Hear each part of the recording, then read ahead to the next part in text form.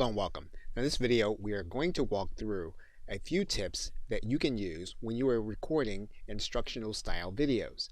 In instructional style videos you will be either narrating or you'll be discussing points as you scroll through your PowerPoint presentation or your presentation software. Now there are a couple of settings that you are going to want to be aware of. The first is you're going to want to be aware of the Design tab. And if you're not using PowerPoint, you'll want to find the equivalent in the software you're using. In PowerPoint, you will notice that there is a diagonal button here that says Slide Size. You will want to make sure that you are using the widescreen size, mainly because this is how most videos are going to fit well on the screen. Now, the other thing that you're noticing that is invisible to the recording of this video is that the monitor being used to record this video is 1920 by 1080, which matches the widescreen size. Now, if you have a monitor that is of a different size and you're not recording on that monitor, you are going to want to use one that's going to be either a custom size that'll be proportional to the monitor you're using, or one that's very close in size, whether it is 4 by 3 or 16 by 9. Now, another thing that you're going to want to be aware of is the transitions screen. And transitions are going to be seen as you move from slide to slide, not within the slide, but between the slides. Now, you will typically want to have no transitions, mainly because this can be distracting for the individual and you want them to be focused on the information while you narrate. The next tab over is Animations. Now, when you have animations, what you're going to want to do is you are going to want to scroll through your points one at a time. So what we're going to do is we're going to place our cursor inside of this slide. And what you'll notice is that when we set our animations, we need to place our cursor next to one of the lines, and then we'll need to decide what our animation is. For example, we can use any of these animations. In general, you want to try to keep your animation as unobtrusive as possible. So you don't want to have something that's going to be a distraction. Now in this case, what we're going to do is we're going to use the float in animation. And you'll notice that these points float in one at a time. Now it's quite possible that you may not want your points to float in all together in one section. So for example, you'll notice that with line 1, you'll notice that there is a number 1. So this means that this will come one at a time. You'll notice that the number 2, though, coincides with both this point and 3 subpoints with it. And so how does that appear on screen? In order to illustrate that, we can just go to the slideshow, go to from the current slide, and we can see that all of these points go with the subpoints. And that may not be the way you want to do it. You may want to have it so that each subpoint comes one after the other. So if that's the case, we're going to hit the escape button. And what we're going to do is to go back to the animations. And we're going to place our cursor at the first subpoint. And when we do that, what you're going to notice is that we're going to go over to this Start tab, and we're going to use the tab that says On Click. When we click that, here's what you're going to notice. You're going to notice that the numbers have changed from 2, 2, 2, 2 to 2, 3, 4, 5, and then 6. And that means then that 3 will come after 2 and they'll all come one at a time. So, for example, if we go back to the slideshow, and we click the current slide, and we tab through, what we're going to notice now is that our points come one at a time. So to go back to the screen now, we're going to hit the escape button to go back to the slide.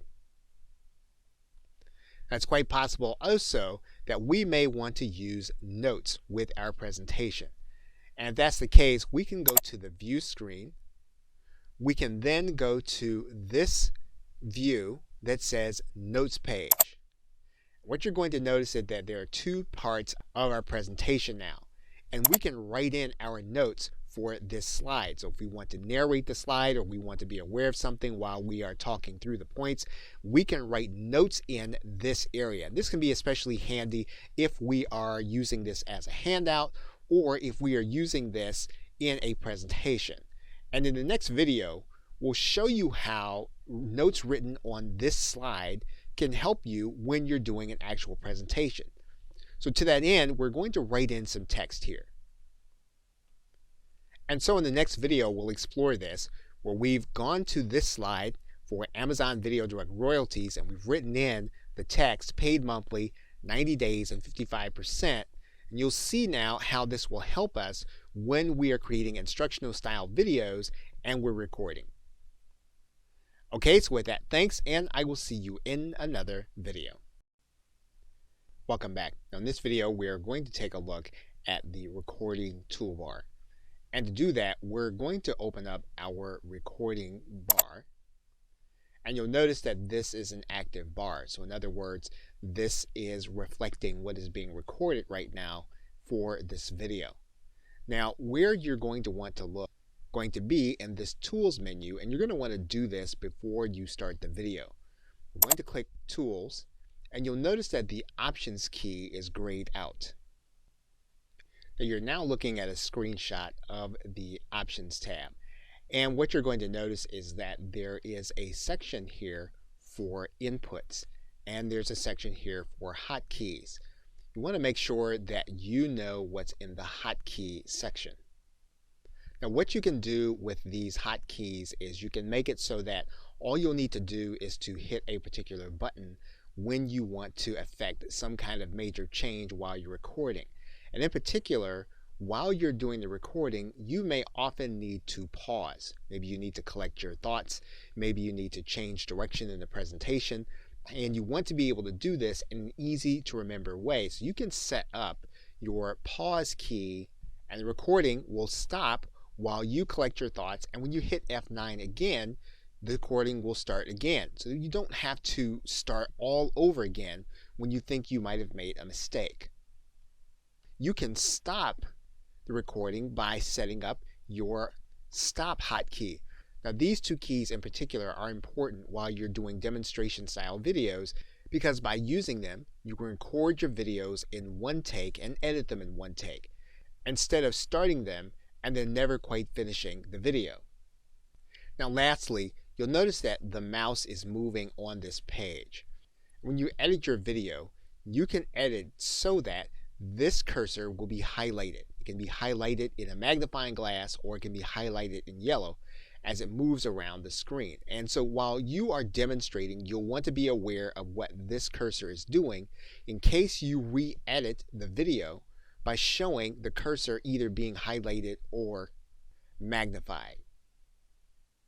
Okay, so with that, thanks, and I will see you in another video. Welcome back.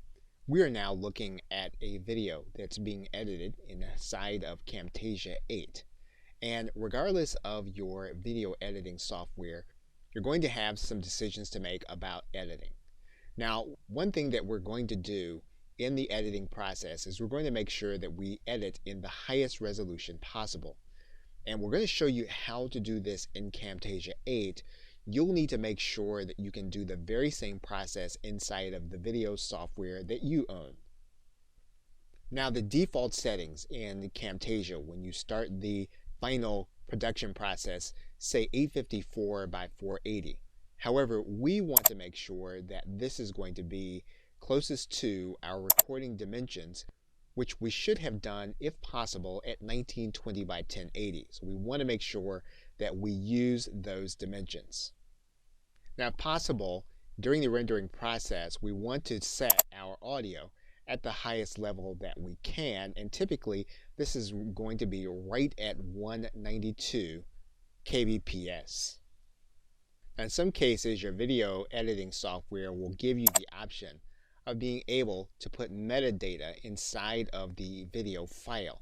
Now, we will not have to do this because we'll be doing this inside of Amazon Video Direct.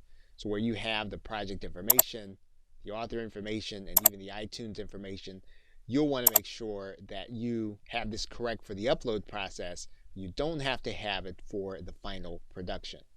And finally, for your video section, typically the default settings for a software application like Camtasia or Screencast-O-Matic will be correct from the start. However, you can make sure that your frame rate is going to be as high as you can if you can produce it at 30 frames per second or 15. Okay, so with that, thanks, and I will see you in another video. Hello and welcome.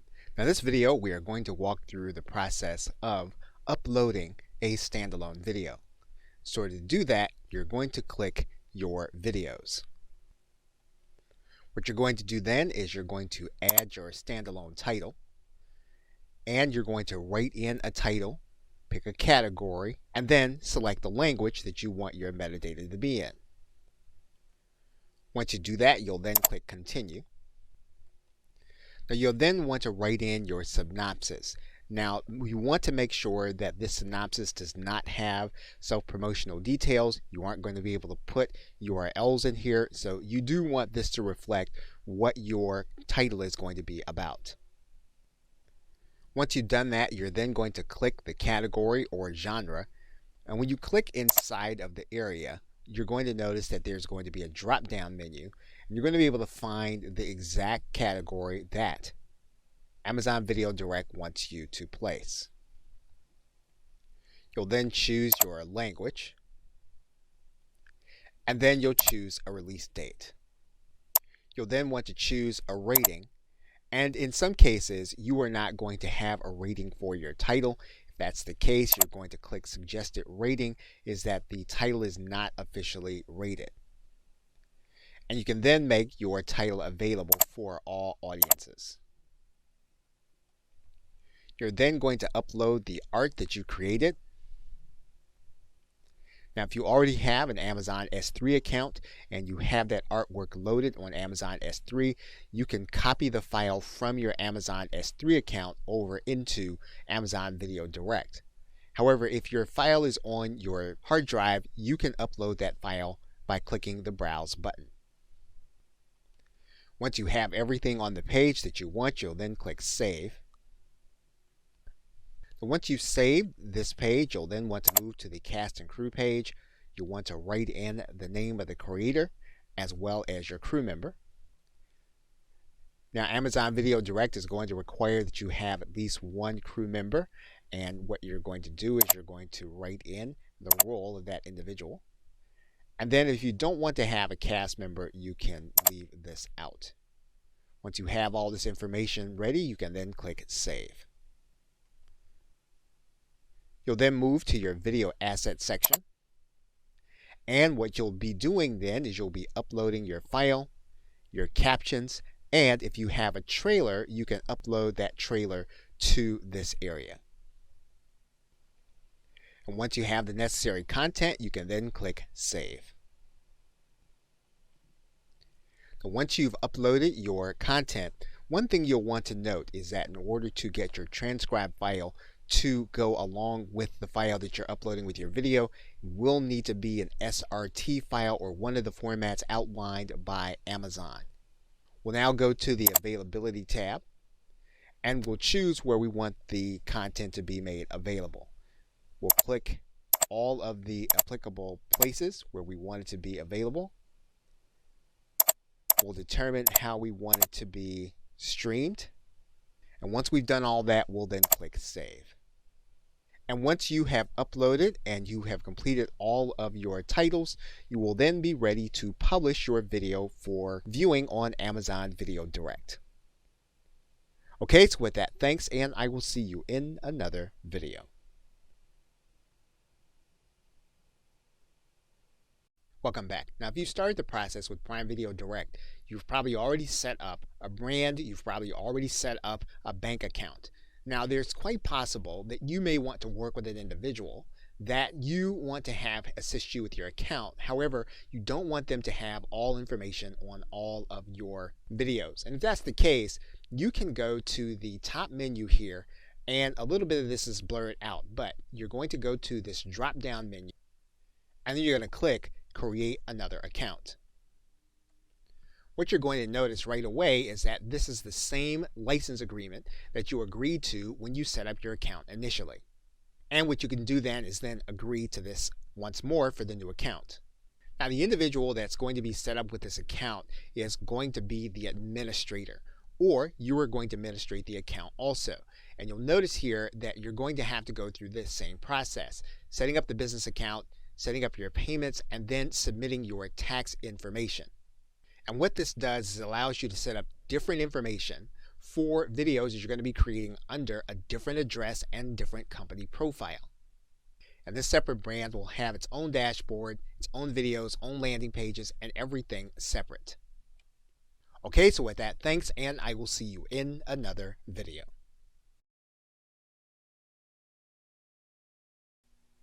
Hello and welcome. Now, you are now looking at Amazon Prime Video Direct.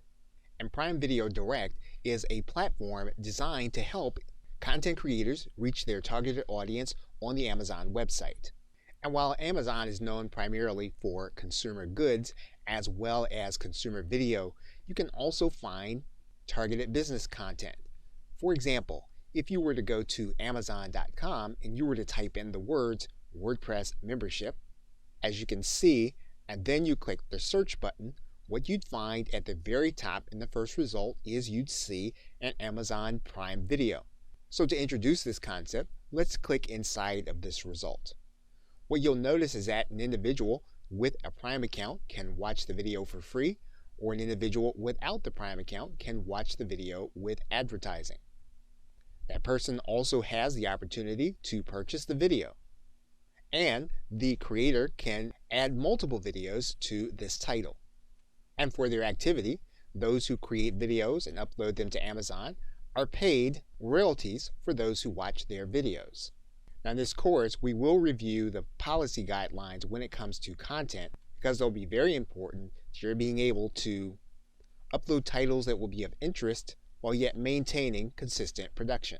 So in the next video, we'll start the process by looking at the royalty information so that you can determine how you want to create videos and how consistently you want to maintain them on the Amazon Video Direct platform. We'll then walk through the account setup process. We'll then go over the minimum equipment necessary in order to start creating videos. We'll then very quickly determine whether or not there are titles in your chosen market or niche for information. We will then work through the content creation process. So with that, we're now ready to get started working with Amazon Video Direct. Okay, so with that, thanks, and I will see you in another video. Welcome back. Now you're looking at the inside of a video inside of Amazon Video Direct. And you'll notice that this is a video all by itself and that there are no seasons attached to it. This is one of the ways that you can create content for Amazon Video Direct. You can create a video as what's called a standalone video. And so we'll briefly discuss standalone titles. There are three primary ways to publish in Amazon Video Direct. You can publish as a standalone title, as we've just seen. You can publish as a series, and you can publish as a channel. Now the standalone title is, as it says, it's one volume or one video. And typically, if you think of it in terms of a featured movie that you might see at a theater, that is a standalone. It doesn't require you to see anything before or after it to get the maximum benefit or enjoyment from the video. So you can create a video with the intention that it would be viewed as one unit, and so that people would not have to see anything else to get the maximum benefit. And if you were communicating one idea or one event, this would be how you would use the standalone title. Now here's something that will be mentioned later and is important to note. You want to keep your audience in mind when you create video, in particular a standalone title. You will have viewers rating your video, and that will really determine how others see you. So you don't want to do it without thought. You don't want to leave a standalone title available on your account if it's not the best way to communicate the information that you're trying to get across. Okay, so with that, thanks, and I will see you in another video.